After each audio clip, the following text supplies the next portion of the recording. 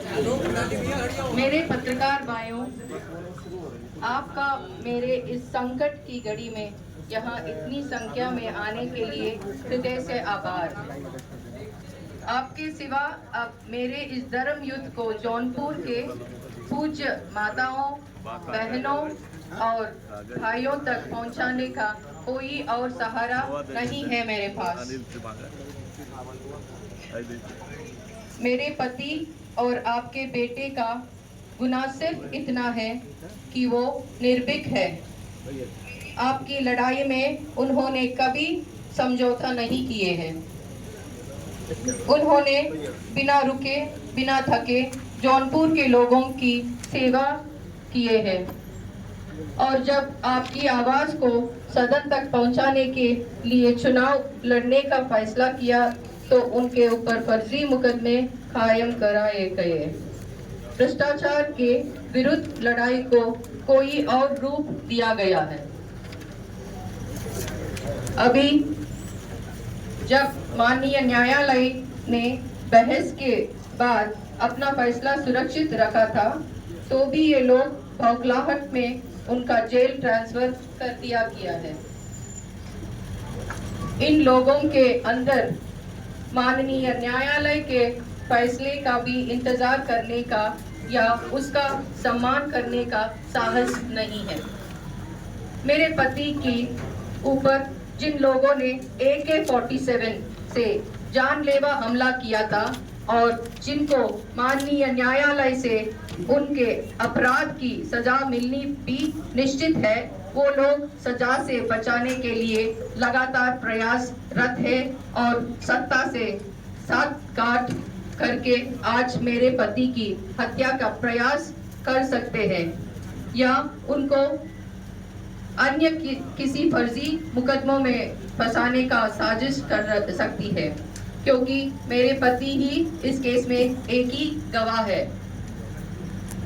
आज मैं माननीय प्रधानमंत्री जी से कहना चाहती हूँ कि विपक्ष और अन्य दलों की सरकार बनाने पर आप मंगलसूत्र छीन जाने की बात करते हैं, लेकिन आज आपकी सरकार में ही मेरे मंगलसूत्र और सिंदूर पर संकट है।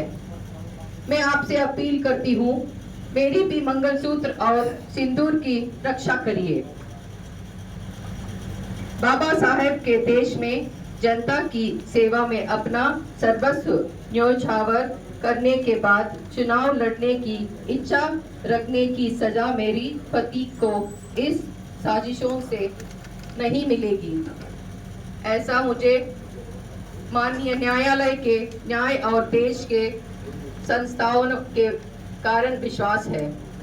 आज मैं पुरुषार्थ और जज्बे की धरती जौनपुर के अपने सभी परिवार जनों से अपील करती हूँ कि आगे आए और एकजुट होकर अपने बेटे की अन्याय की विरोध इस लड़ाई में उनका साथ दे दीजिए।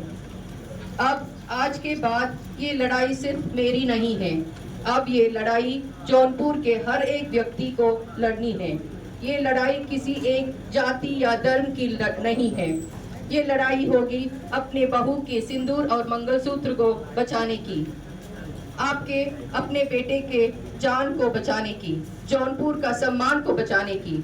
आप सबके सामने में अपना आंचल फैलाकर हूँ कि अपना प्यार, आशीर्वाद और साथ मेरी झोली में डाल दीजिए, ताकि संकट की इस घड़ी में मुझे ताकत मिल सकते और मैं आपके बेटे और अपने सुहाग की रक्षा कर सकती हूँ। मैं आज बहन मायावती जी का हृदय से आभार जताना चाहती हूँ कि जौनपुर के सम्मान को बचाने की इस लड़ाई में उन्होंने हमारा हाथ थामा है और अपना आशीर्वाद दिया है। मैं आपकी बहू हूँ, आज आपके बीच आई हूँ। मेरा सिंदूर, मेरा मंगलसूत्र में मेरे पति धनंजय सिंह जी को दूसरे जेल में शिफ्ट कर दिया गया है। ऐसा क्या वजह है आई जो ऐसा करना पड़ा? इस समय मुझे मेरी बच्चों, मेरी परिवार को खतरा है। मेरे पति पर हत्या का प्रयास किया जा सकता है। आज मैंने जनता की अदालत में हूँ, आप ही फैसला करें। धन्यवाद।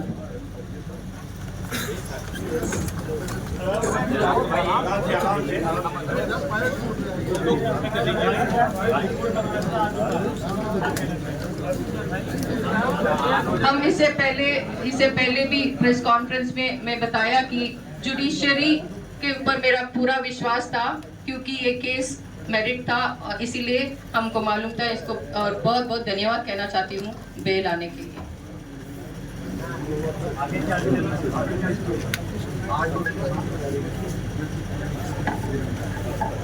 हाँ, वो तो गलत हुआ है, पता नहीं इतना जल्दी क्या जरूरत थी। वेट कर सकते थे कि जुडिशरी का जो ऑर्डर आने तक। बहुत शायद अपोजिशन लोग बहुत डरे हुए हैं, और क्या, वो तो पहले दिन से पता है, जब से आए हैं उनको, जब इधर अपोजिशन लोग आए हैं अगली दिन उनको अरेस्ट हो जाते हैं, और फिर कंटिन्यूसली यही चलता है कि उनका जेल शिफ्ट करने का। क्या हम अकेले लड़ रहे हैं, और हमारा एक मॉरल सपोर्ट था, सिर्फ आप ही लोग हैं मेरे साथ जो दे रहे थे, वो भी छीन लिए अभी।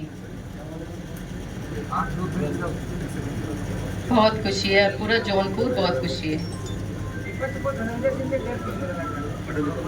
क्योंकि धनंजय सिंह का काम बात करते ना, जो लोगों के मन में है। किसी से भी बात की, आप लोग भी बहुत लोगों से बात किए हैं इस क्षेत्र में, और सब लोग बताते हो गरीबों का मसला है। अगर वो गलत आदमी है तो इतना सपोर्ट क्यों रहता है, बताइए। वो लोग काम नहीं कर सकते जो करने वालों को नहीं करने देते।